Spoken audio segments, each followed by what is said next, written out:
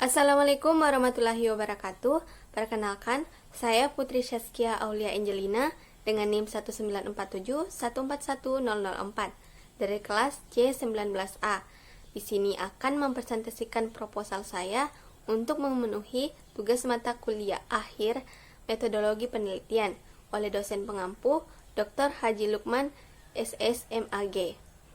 Nah, di sini proposal saya yang berjudul penerapan model pembelajaran eksperiental untuk meningkatkan pemahaman belajar IPA, materi cahaya dan sifat-sifatnya, siswa kelas 5 UPTD SD Negeri 77 Parepare, di mana terdiri dari 3 bagian, yaitu pendahuluan, tinjauan pustaka, dan metode penelitian. Yang pertama, pendahuluan. Yang akan saya bahas di sini itu dari latar belakang, rumusan masalah, tujuan penelitian, dan manfaat penelitian. Adapun latar belakang, yaitu yang pertama didasari oleh landasan yuridis, yaitu Undang-Undang Republik Nomor 12 Tahun 2012, Bab 1 Pasal 1 tentang pendidikan tinggi, yang menyatakan bahwa pendidikan adalah usaha sadar dan terencana untuk mewujudkan suasana belajar dan proses pembelajaran agar peserta didik secara aktif mengembangkan potensi dirinya untuk memiliki kekuatan spiritual keagamaan, pengendalian diri, kepribadian, kecerdasan, dan akhlak mulia, serta keterampilan yang diperlukan dirinya oleh bangsa dan negara. Kemudian, landasan teori oleh Karin dan Sun 2014 dan Agus 2013. Adapun landasan faktual oleh Muhammad 2015 yang menyatakan bahwa model pembelajaran eksperiental itu mempunyai kelebihan. Yang pertama, meningkatkan kesadaran akan rasa percaya diri. Kedua, meningkatkan kemampuan berkomunikasi, perencanaan, dan pemecahan masalah. Ketiga, menumbuhkan dan meningkatkan kemampuan untuk menghadapi situasi yang buruk. 4. Menumbuhkan dan meningkatkan rasa percaya antar sesama anggota kelompok. 5. Menumbuhkan dan meningkatkan semangat kerjasama dan kemampuan untuk berkompromi. 6. Menumbuhkan dan meningkatkan komitmen dan tanggung jawab. Rumusan masalah. Yang pertama, bagaimanakah penerapan model pembelajaran eksperiental untuk meningkatkan pemahaman materi cahaya dan sifat-sifatnya pada siswa kelas 5 UPTD SD Negeri 77 Parepare. Kedua, apakah penerapan model pembelajaran eksperiental dapat meningkatkan pemahaman materi cahaya dan sifat-sifatnya pada siswa kelas 5 UPTD SD Negeri 77 Parepare. Selanjutnya, manfaat penelitian. Di sini yaitu manfaat teoritis. Yang secara teoritis, penelitian ini diharapkan dapat menjadi landasan dalam pengembangan ilmu pendidikan, khususnya jurusan pendidikan sekolah dasar, sehingga dapat menjadi masukan dalam upaya mengkaji lebih luas tentang penerapan model pembelajaran eksperiental terhadap pemahaman belajar, serta menjadi referensi untuk meneliti selanjutnya. Yang kedua yaitu manfaat praktis, di mana yang pertama bagi sekolah, sebagai pertimbangan dan masukan dalam rangka meningkatkan serta mengembangkan pelaksanaan aktivitas pembelajaran sekolah yang berkaitan dengan pembelajaran ilmu pengetahuan alam. Kedua, bagi guru, diharapkan dapat menjadi referensi dan pertimbangan guru untuk meningkatkan kinerjanya dalam proses pembelajaran. Bagi siswa, dalam proses penelitian ini diharapkan dapat mengikuti pembelajaran dengan semangat dan mendapat kesempatan belajar dalam situasi menyenangkan serta mudah memahami materi. Dan bagi calon peneliti, untuk mendapatkan wawasan dan pengalaman tentang model pembelajaran serta mempersiapkan diri menjadi seorang pendidik yang profesional. Bab 2, tinjauan pustaka, yang terdiri dari kajian pustaka, kerangka pikir, dan hipotesis tindakan. Yang pertama, kajian pustaka, model pembelajaran eksperiental. Pengertian model pembelajaran eksperiental yaitu adalah model pembelajaran yang menekankan proses belajar yang melibatkan pengalaman siswa secara langsung. Pengalaman akan membuat siswa berbuat dan berpikir, sehingga dengan hal tersebut akan memunculkan pemahaman baru. Kemudian, tahapan model pembelajaran eksperiental, yaitu terdapat 4 tahapan dalam model experiential learning, Di antaranya 1. Pengalaman konkret, 2. Observasi refleksi, 3. Konseptualisasi abstrak, dan 4. Percobaan aktif.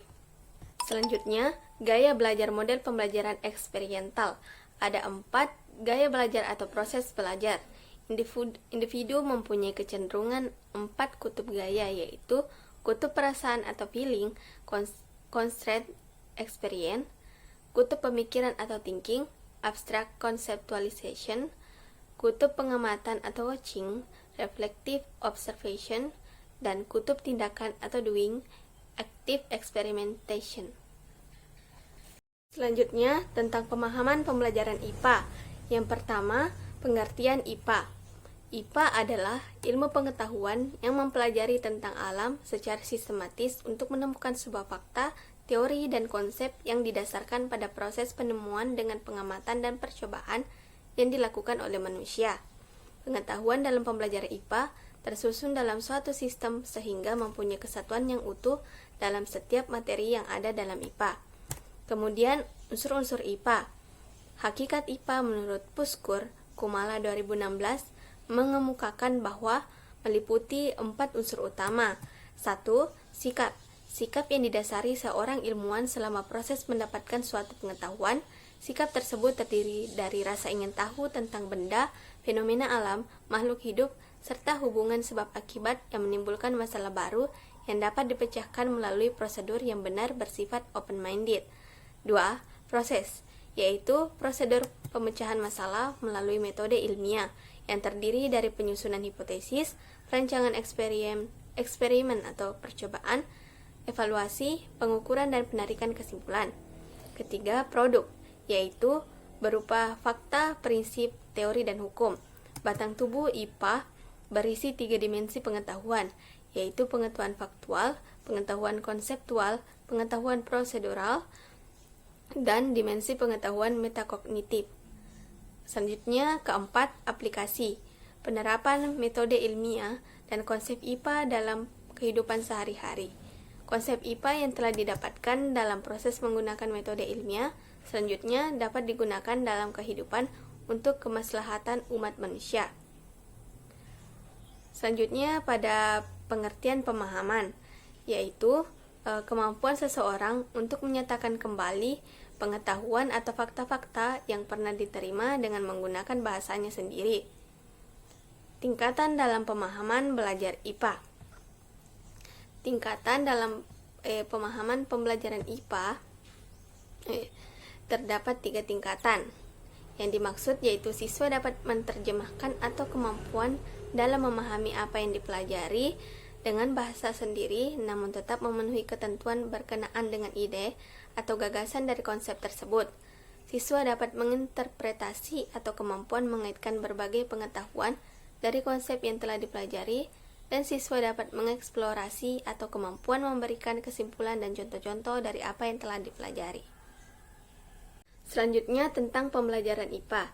Yang pertama, pengertian pembelajaran IPA menurut Sultan 2017 mengemukakan bahwa pembelajaran IPA adalah proses di mana siswa harus dilibatkan dalam pembelajaran, sehingga siswa akan mengalami proses berpikir tentang suatu yang terjadi dalam pembelajaran. Oleh karenanya, maka disajikan tentang masalah yang harus diselesaikan siswa melalui pengamatan atau penelitiannya sendiri dan atau mencari jawaban sendiri. Kemudian, tujuan pembelajaran IPA. Berdasarkan KTSP atau Kurikulum Satuan Pendidikan, tujuan dari mata pembelajaran IPA adalah agar siswa memiliki kompetensi sebagai berikut. 1. Memperoleh keyakinan terhadap Tuhan Yang Maha Esa berdasarkan keberadaan, keindahan, dan keteraturan alam ciptaannya. 2. Mengembangkan pengetahuan dan pemahaman konsep-konsep IPA yang bermanfaat dan dapat diterapkan dalam kehidupan sehari-hari. 3. Mengembangkan rasa ingin tahu, sikap positif, dan kesadaran tentang adanya hubungan yang saling mempengaruhi antara IPA, lingkungan, teknologi, dan masyarakat. Keempat, mengembangkan keterampilan proses untuk menyelidiki alam sekitar, memecahkan masalah, dan mengambil keputusan. 5. Meningkatkan kesadaran untuk berperan serta dalam memelihara, menjaga, dan melestarikan alam sekitar. Kemudian, materi cahaya dan sifat-sifatnya, yaitu cahaya adalah merupakan salah satu bagian gelombang elektromagnetik di mana gelombang tidak memerlukan medium dalam perantaraannya. Misalnya, pada siang hari tampak terang karena cahaya matahari menerangi bumi, walaupun matahari berada jauh dari bumi dan dipisahkan oleh ruang hampa di angkasa. Namun cahaya matahari mampu sampai di bumi. Lalu sifat-sifat cahaya. Menurut Priyanto 2017, cahaya memiliki sifat-sifat seperti cahaya dapat dipantulkan. Pemantulan atau refleksi atau pencerminan adalah proses terpancarnya kembali cahaya dari permukaan benda yang terkena cahaya. Pemantulan cahaya dapat dibedakan menjadi dua, yaitu pemantulan teratur dan pemantulan baur. Kedua yaitu cahaya dapat dibiaskan. Cahaya dapat dibiaskan ketika cahaya tersebut melewati dua medium yang berbeda. Misalnya, pada kasus sebatang pensil yang dicelupkan di dalam gelas yang berisi air, dari samping akan terlihat pensil patah, padahal pensil tidak patah. Kemudian contoh pembiasan pada kolam renang yang dalam akan terlihat dangkal.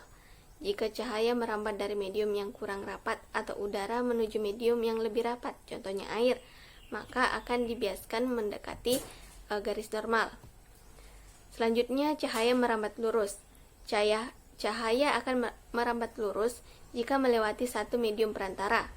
Misalnya pada saat kita menyalakan lampu senter, maka lampu senter tersebut akan mengarah lurus. Hal ini dimanfaatkan pada sinar laser. Pada senjata yang dilengkapi dengan sinar laser merah, sinar laser tersebut diarahkan kepada lawan.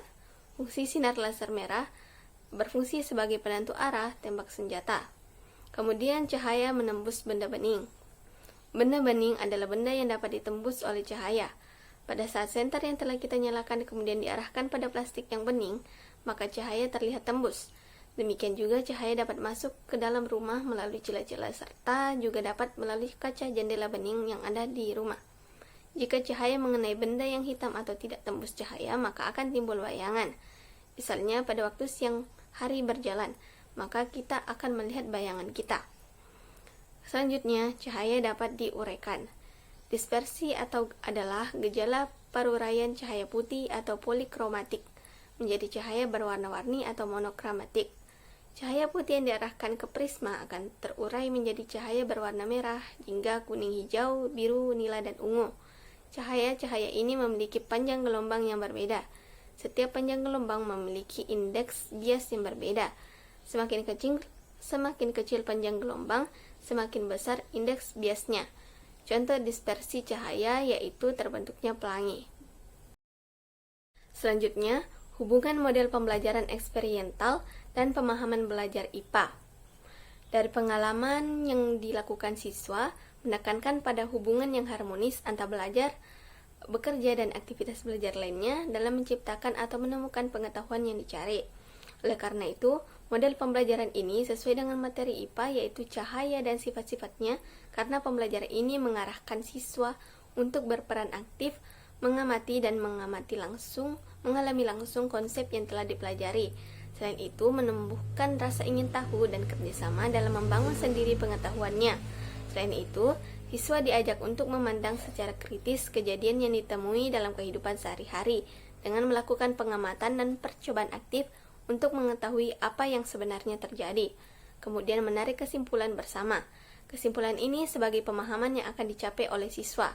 Siswa akan memperoleh pemahaman yang mendalam karena siswa akan dapat mencari konsep IPA sendiri. Kemudian, siswa menghubungkan konsep IPA yang ia punya dengan konsep IPA yang baru ia pelajari, dan siswa dapat mengaplikasikan konsep IPA dalam kehidupan sehari-hari.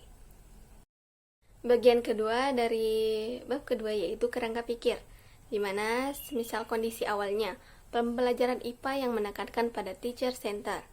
Siswa tidak aktif dalam pembelajaran, guru mengajar dengan menggunakan ceramah, tanya jawab, dan penugasan pada setiap pembelajaran sehingga penggunaan media jarang digunakan. Guru memberikan soal-soal yang bersifat hafalan. Lalu, di sini pemahaman siswa terhadap pembelajaran IPA kurang dan berpengaruh pada hasil belajar IPA.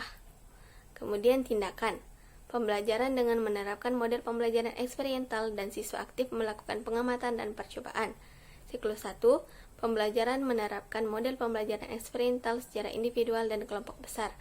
Siklus kedua, diharapkan insya Allah peningkatan pemahaman belajar IPA dengan menggunakan model experiential learning. Selanjutnya yaitu hipotesis tindakan. Hipotesis tindakan ini berdasarkan kerangka pikir di atas, maka dapat diajukan suatu hipotesis sebagai berikut. Melalui penerapan model pembelajaran eksperimental dapat meningkatkan pemahaman belajar IPA, materi cahaya dan sifat-sifatnya siswa kelas 5 UPTD SD Negeri 77 Parepare. Masuk pada bab 3 metode penelitian yang terdiri dari jenis dan pendekatan, waktu dan tempat, subjek penelitian, fokus penelitian, prosedur penelitian, teknik pengumpulan data, instrumen penelitian, dan teknik analisis serta indikator keberhasilan. Yang pertama yaitu jenis penelitian. Jenis penelitian yang akan saya lakukan yaitu penelitian tindakan kelas. Pendekatannya yaitu pendekatan kualitatif. Waktu dan tempat, insya Allah selama 3 bulan, yaitu dari September sampai November 2022. Dilakukan di UPTD SD Negeri 77 Parepare. Adapun subjek penelitiannya yaitu guru kelas 5 UPTD SD Negeri 77 Parepare dan siswa kelas 5 UPTD SD Negeri 77 Parepare yang berjumlah 14 orang, 7 orang siswa perempuan dan 7 orang juga siswa laki-laki. Kemudian pada fokus penelitian, yang di sini ada fokus proses dan fokus pemahaman. Fokus proses di sini yaitu kegiatan mengamati proses atau peristiwa yang terjadi dalam proses pembelajaran yang meliputi aktivitas guru dan siswa serta interaksi dari segala unsur saat pelaksanaan penerapan model eksperimental melalui siklus penelitian dan melakukan penilaian. Kedua, fokus pemahaman. Dalam penelitian ini, fokus pemahaman belajar yaitu melihat peningkatan hasil belajar siswa kelas setelah menggunakan model pembelajaran eksperimental melalui siklus penelitian dan melakukan penilaian. Selanjutnya, prosedur penelitian dilihat pada bagan pratindakan dari observasi 1 dan observasi 2 yang akan dilakukan. Kemudian teknik pengumpulan data, yaitu observasi, tes, dan dokumentasi. Adapun instrumen penelitian yang akan saya gunakan yaitu lembar observasi, tes pemahaman belajar, dan dokumentasi. Dan teknik analisis dan indikator keberhasilan. Yang pertama yaitu teknik analisis data yang terdiri dari kondensasi data, penyajian data, dan penarikan kesimpulan. Adapun indikator keberhasilan yaitu dilihat pada indikator proses dan indikator hasil yang akan dilakukan dan dilihat.